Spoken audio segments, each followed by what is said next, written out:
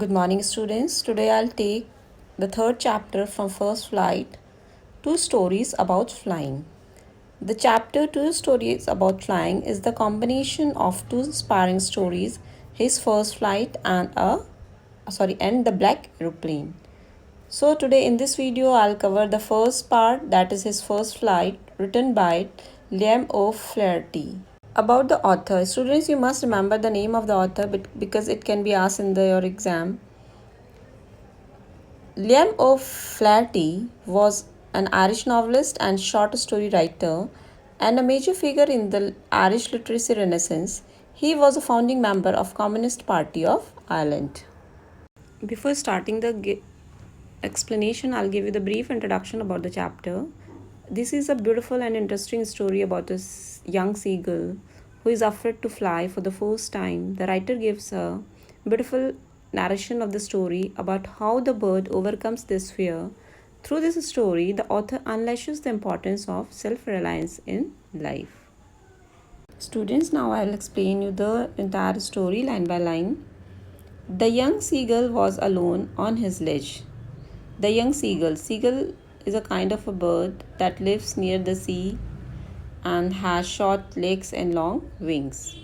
The young seagull was alone on his ledge. Ledge means a narrow horizontal shelf projecting from a wall or a cliff.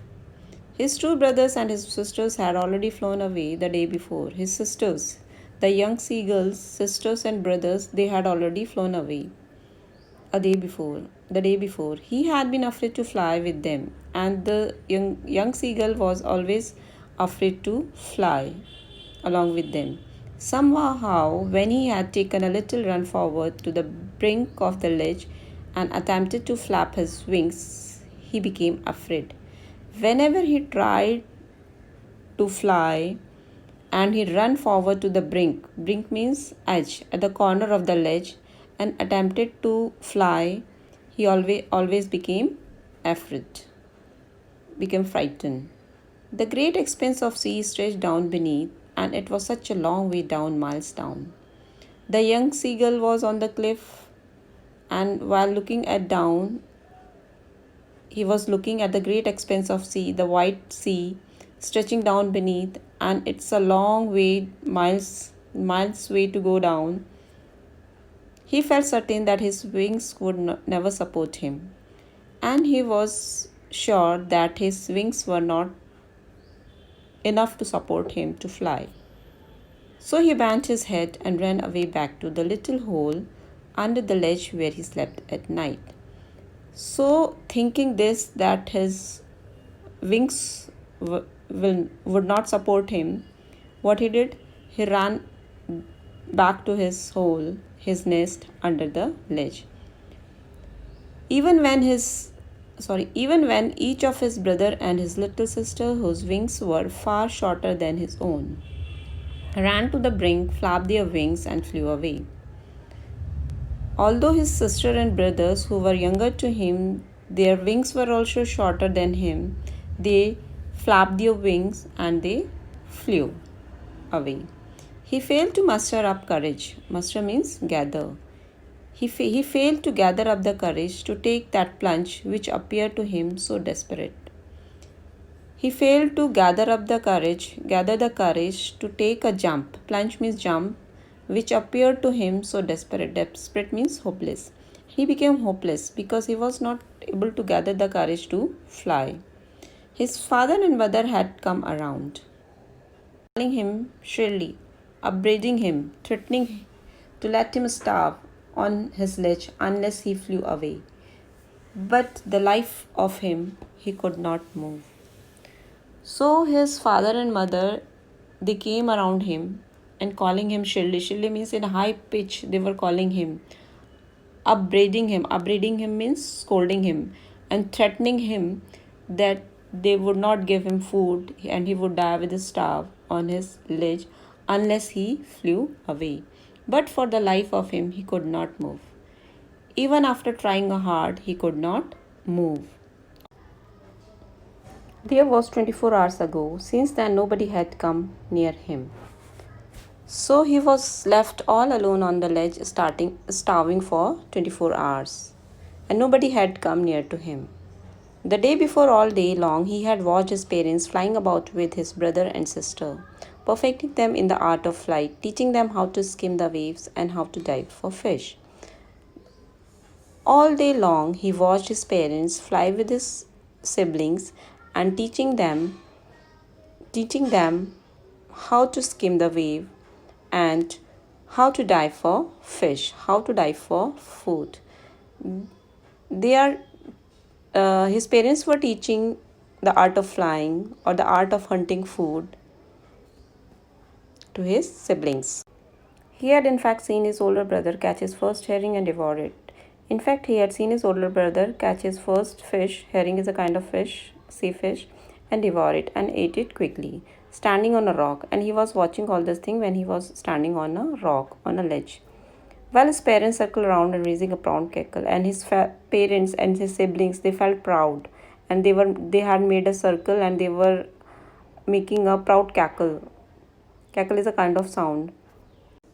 And all the morning, the whole family had walked about on the big plateau midway down the opposite cliff, taunting him with his cowardice. So, in the morning, the whole family they walked to the opposite cliff. There was a plateau. They reached there, and they made fun of the young little seagull. Why did they make fun of the young little seagull? Because he didn't know how to fly. He didn't take any initiative to fly because of his cowardice. Cowardice means because of his fearfulness. The sun was now ascending the sky, blazing on his ledge that faced the south. The sun had risen in the sky, and it's blazing, it's burning. He felt the heat because he had not eaten since the previous nightfall, and the young seagull felt so hot because he had not eaten since the previous night. He stepped slowly out the brink of the ledge and standing on one leg with the other leg hidden under his wing.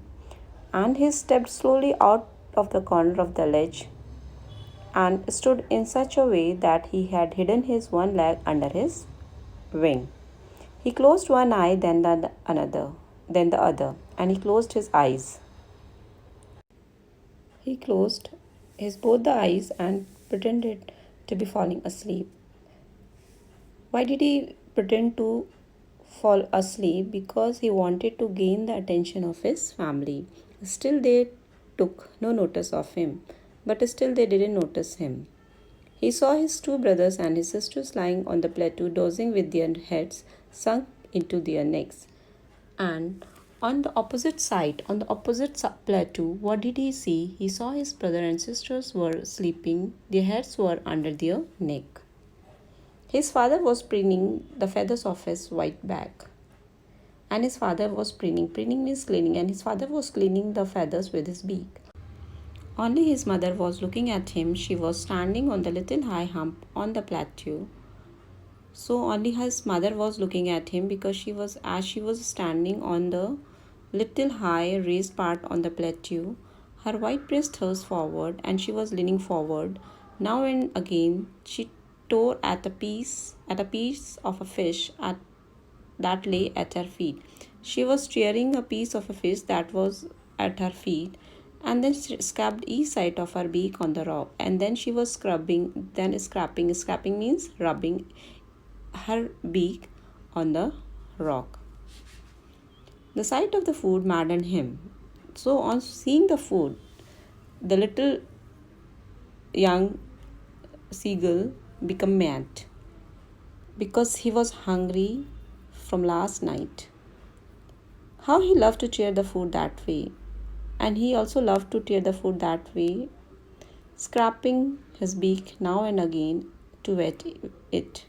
And he also cleaning his beak now and then to sharpen it. Ga ga ga, he cried, begging her to bring him some food. So when he saw his mother was standing there with a piece of food, he begging her to give him some food, bring some food for her. Gao ko a, she screamed back derisively. But she kept but he kept calling plaintively. She screamed back in a mocking way. She make a fun of him. But he kept calling plaintively means sadly. But he kept calling sadly to his mother because he was so hungry and he wanted to eat something. And after a minute or so, he uttered a joyful scream. And after a minute, he changed. Earlier he was calling in a plaintively, now he started screaming in a joyful manner, in a happiness way. His mother had picked up a piece of fish and was flying across to him. And his mother had picked a piece of fish and started flying towards him. He leaned out. He leaned out eagerly, tapping the rock with his feet. When he saw his mother is bringing fish for him, he was very happy and he started tapping the rock, trying to get nearer to her as she flew across. And he started to go near to his mother. But when she was just opposite to him, when his mother reached nearer to him, she halted, she stopped, her wings motionless. She stopped flying in the air and she became motionless. The piece of fish in her beak almost within reach of his beak, and the piece in her beak was about to reach to the young seagull. He waited a moment in surprise. When he saw the fish near to him, he became surprised, wondering why she did not come nearer, and she was wondering why his mother is not coming nearer to him. And then, maddened by hunger, he dived at the fish.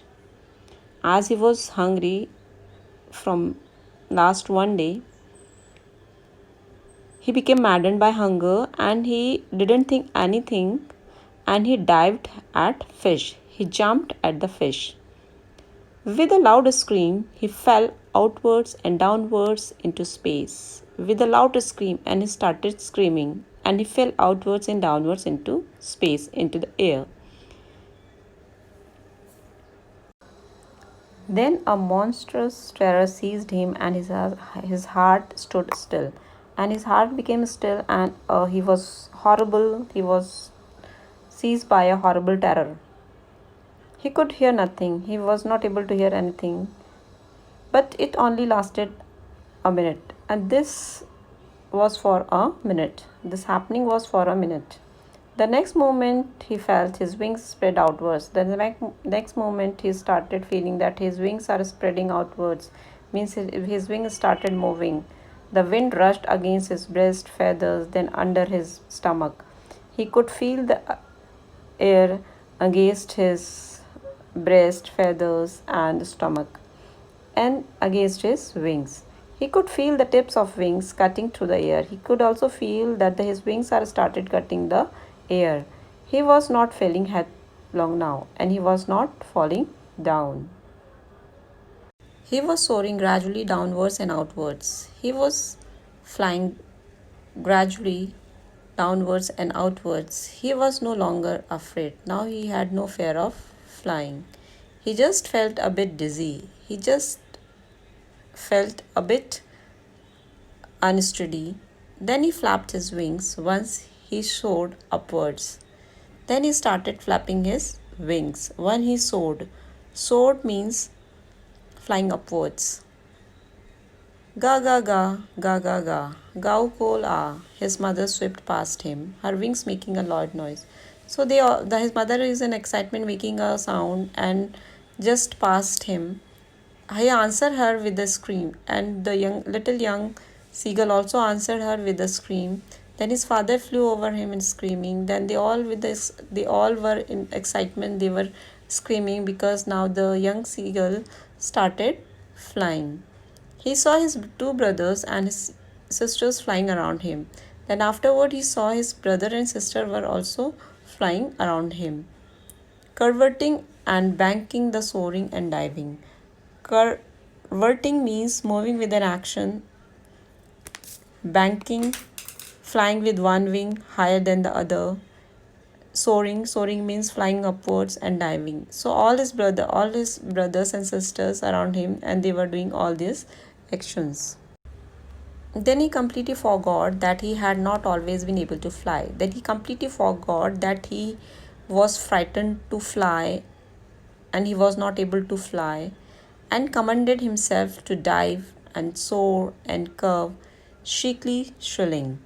And he praised himself to dive, soar, to fly upwards and curve and shrieking shrilly, and she was shouting in a shrill way. He was near the sea now, flying straight over it. Now the little seagull was near the sea and flying straight over it. Earlier he had a fear of sea, now he was flying over the sea.